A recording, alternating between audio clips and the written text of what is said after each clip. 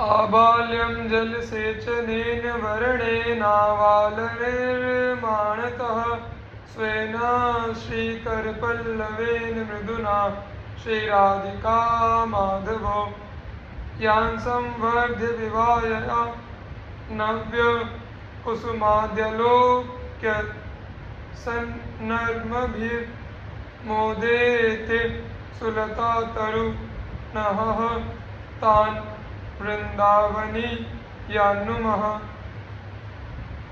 श्री राधा और श्री माधव ये दोनों श्री वृंदावन के वृक्षों एवं लताओं के अंकुरित होने के साथ ही उनका जल सिंचन उन्हें जल सिंचन का कार्य प्रारंभ कर देते हैं। अपने कोमल हस्त कमलों से वृक्ष की जड़ के चारों ओर पानी भरने का स्थान अर्थात थावले का निर्माण करते हैं। जब ये वृक्ष और लताएं अच्छी प्रकार से वृद्धि को प्राप्त हो जाती हैं तब ये उनका विवाह संपन्न करा देते हैं, अर्थात वृक्ष पर लताओं को लपेट देते हैं, वृक्ष लताओं का आलिंगन कराते हैं तथा जब इन वृक्षों एवं लताओं पर नए नए फूल आने लगते हैं तब ये उनकी काम के लिए के संबंध में चर्चा करते हुए एक दूसरे से हास परिहास हंसी मजाक करते हुए अतिशय आनंदित होने लगते हैं। अहो हम श्री वृंदावन की उन लताओं एवं वृक्षों को नमस्कार करते हैं। द्रवंती हरिभावत तरण तारणे तीक्षमा स्ततो द्रुमतरुप्रथा व्रततयश्च कृष्ण व्रता स्फुरन्ति हरिणा इह प्रकट कृष्ण सार प्रथा मृगाश्च पदमार्गिणः प्रविलसन्ति वृंदावने। जिस प्रकार श्री वृंदावन श्री कृष्ण सर्वलोक चूड़ामणि होते हुए भी सदैव श्री राधा की श्री चरणों में नतमस्तक होते हुए दिखाई पड़ते हैं, ठीक उसी प्रकार वृक्ष जैसे जैसे वृद्धि को प्राप्त होने लगते हैं भूमि की ओर झुकने लगते हैं। यही कारण है कि वृक्षों को ध्रुव कहकर भी संबोधित किया जाता है। जिस प्रकार श्री हरि पापियों को क्षमा करते हुए उनका उद्धार करते हैं, ठीक उसी प्रकार यहाँ के वृक्षों का स्वभाव भी प्राणियों के कष्टों का निवारण कर उन्हें प्रेम मार्ग का पथिक बनाने का होता है। अतः वृक्षों को तरु कहना भी समीचीन सार्थक ही है।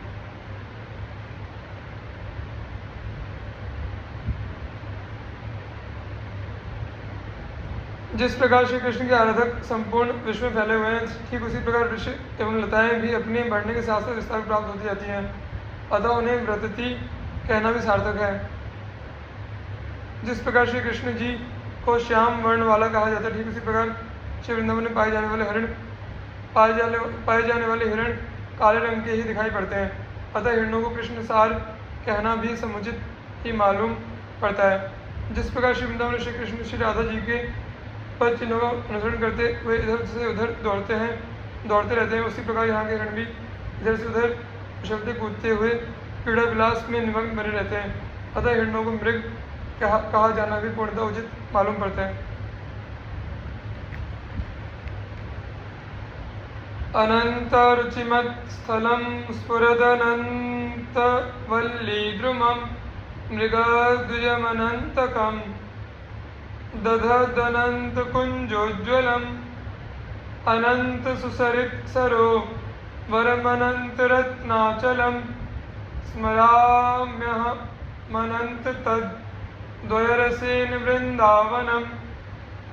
मैं उस श्री वृंदावन का स्मरण करता हूँ जिसमें प्रेम मूर्ति अद्वय युगल किशोर श्री श्याम प्रेम रस के अनंत विलासों को करते हुए स्वयं तो रसानंद का अनुभव करते ही हैं, समस्त सखी परिकर एवं श्री वृंदावन को भी अद्भुतानंद से आप्लावित करते रहते हैं। वहाँ पर युगल वर्ग की रुचि को बढ़ाने वाले एवं मन को हरण करने वाले अनंत स्थल विद्यमान हैं। युगल वर्ग को रसमें के लिए प्रेरणा देने वाले अनंत वृक्ष एवं लताएं हैं। वृंदावन अनंत कृष्ण वर्णीय अर्थात काले रंग के हिरणों, अनंत हंसों, मोरों, कोयलों आदि पक्षियों के समूह, अनंत कांति संपन्न कुंजों, निकुंजों, निवृत्त निकुंजों एवं अनंत सुंदर नदियों, सरोवरों एवं रत्न गर्भित पर्वतों को धारण किए हुए हैं। भ्रातर्भोगा सुभुक्ता का इह न भवता नापि संसार मध्ये विद्यादानाधुराद्य कति कति जगति ख्याति पूजाद्य लब्धा। अद्याहारेऽपि यादृच्छिक उरुगुणवानप्यहो संवृतात्मा श्रीमद्वृन्दावनेऽस्मिन् सततमठ सखे सर्वतो मुक्त संगः। अरे मेरे भाई, इस संसार में तो अपने पूर्व जन्मों एवं इस जन्म में भी अनेक प्रकार के सुंदर भोगों का उपभोग कर चुका है। इस संसार में तो स्वयं को प्राप्त विद्या के बल पर धन और वस्तुओं का दान करके एवं यज्ञ आदि कराकर अत्यंत प्रसिद्धि को भी प्राप्त हो चुका है तथा सभी के द्वारा पूजित भी हो रहा है एवं सम्मान आदि को भी प्राप्त कर चुका है। किंतु अपने भोजन के लिए बिना आयास प्रयास किए अर्थात अनायास ही जो कुछ भी मिल जाए उसी का भोजन करके संतोष करना चाहिए। अत्यंत गुणी होते हुए भी अपने गुणों को छुपाकर रखना चाहिए तथा एकाकी होकर इस श्री वृंदावन में निरंतर घूमते रहना चाहिए। वृंदारण्यम त्यजेति प्रवदति यदि कोप्यस्य जिह्वां छिन्नत्मि श्रीमद्वृंदावनान्मां यदि नयति बलात् कोऽपि तम् अन्यवश्यं कामं वेश्यामुपेयां न खलु परिणयायान्यतो यामि कामं चौर्यं कोर्यां धनार्थं न तु चलति पदम हंत वृंदावनान् में।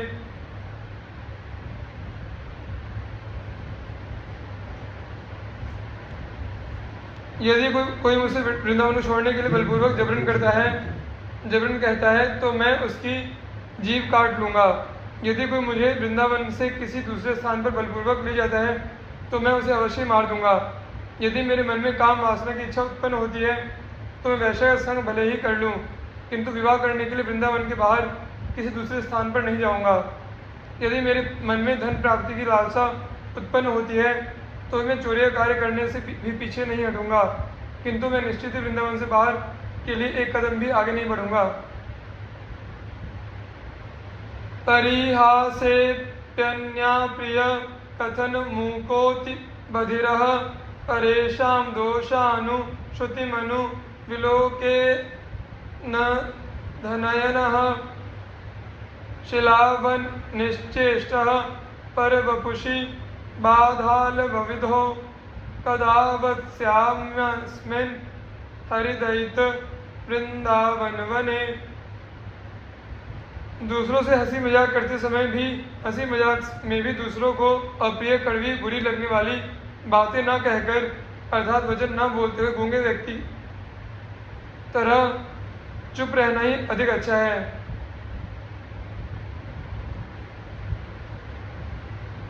दूसरों के दोषों को सुनने में आनंद का अनुभव न करते हुए बहरे व्यक्ति के समान अनसुना होना अधिक श्रेष्ठ है। दूसरों के दोषों को देखने में हर्ष का अनुभव न करते हुए अंधे व्यक्ति के समान नेत्रहीन होना अधिक श्रेष्ठ है।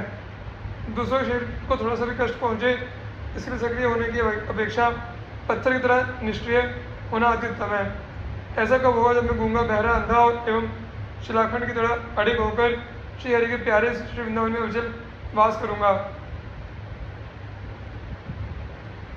सोढ्वापि दुःखानि दुस्सहानि त्यक्त्वा यहो जाति कुलादिकानि भुक्त्वा स्वपाकैरपि त्वत्कृतानि वृंदाटवी वासमहं करिष्ये। अत्यंत कष्टकारी दुखों को सहन करते हुए भी जाति एवं कुल की मर्यादाओं का परित्याग करते हुए भी चांडाल का थूका हुआ आहार खाते हुए भी मैं श्री वृंदावन में अविचल रूप से निवास करूंगा। नाहं गमिष्यामि सतां समीपतो नाहं वदिष्यामि निजं कुलादिक नाहं मुखं दर्शयितास्मि कस्यचित् वृंदाटवी वासकृतेति साहसी। ना तो मैं श्री वृंदावन से बाहर रहने वाले सज्जन पुरुषों का सानिध्य लाभ प्राप्त करना चाहूँगा और ना तो मैं अपनी जाति कुल आदि की बढ़ाई करते हुए किसी से भी कुछ कहूँगा और ना मैं श्री वृंदावन से बाहर रहने वाले अन्य किसी को अपना मुख्य दिखाऊंगा। मैं तो अत्यंत साहस के साथ श्री वृंदावन में अविचल वास करता ही रहूँगा। सर्वाभास ज्योतिषोऽनंत पारस्य अंतर्ज्योतिर्वैष्णवानंद सांद्रम तस्याप्यंतर ज्योतिरस्य प्रेम प्रमेय आनंदास्वादम तत्र वृंदाटवीयम। अपरिमित आकाश असीमित दूरी को पार कर लेने पर सभी को आभासित होने वाली, सभी के द्वारा कल्पना की जाने वाली अत्यंत चमकीली ज्योति है, जिसे ज्योति स्वरूप परब्रह्म कहकर संबोधित किया जाता है एवं उसके लोक को ब्रह्मलोक कहा जाता है।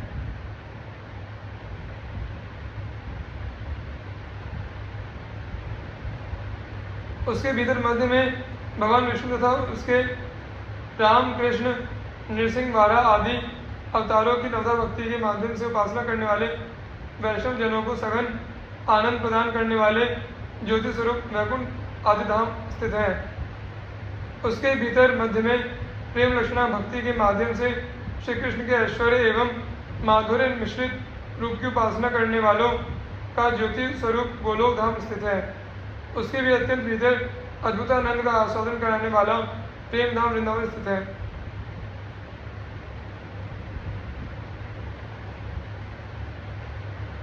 किम क्रीडैव शरीरिणी स्मरकला किम देहिनी किम रति स्वाभामूर्तिमती किमद्भुतमनो जन्मास्त्रविद्यैव वा किं वा जीवन शक्तिरेव सतनुः श्यामस्य न ज्ञायते साराधा विजरी हरीति हरिणा वृंदावने हर्निशम। श्री वृंदावन में क्या क्रीड़ा स्वयं ही शरीर धारण करके श्री राधा के रूप में प्रत्यक्ष हुई है, अथवा क्या काम की कला ही स्वयं देह धारण करके श्री राधा के रूप में उपस्थित हुई है, दिखाई पड़ती है, अथवा क्या रति ही अपनी विशिष्ट कांति के साथ श्री राधा के रूप में मूर्तिमान हुई है, अथवा क्या काम शास्त्र की विद्या ही श्री राधा के रूप में प्रकटित हुई है, अथवा क्या श्री श्याम सुंदर को जीवन प्रदान करने वाली संजीवनी शक्ति ही देह धारण कर श्री राधा के रूप में परिलक्षित होती है। मैं पूर्वोक्त कथनों के विषय में इदम इत्थम रूप से कुछ भी नहीं कह सकता। हाँ, मैं तो इतना ही निश्चित रूप से कह सकता हूँ कि वह श्री राधा श्री हरि के साथ श्री वृंदावन में दिन रात विहार परायण बनी रहती है।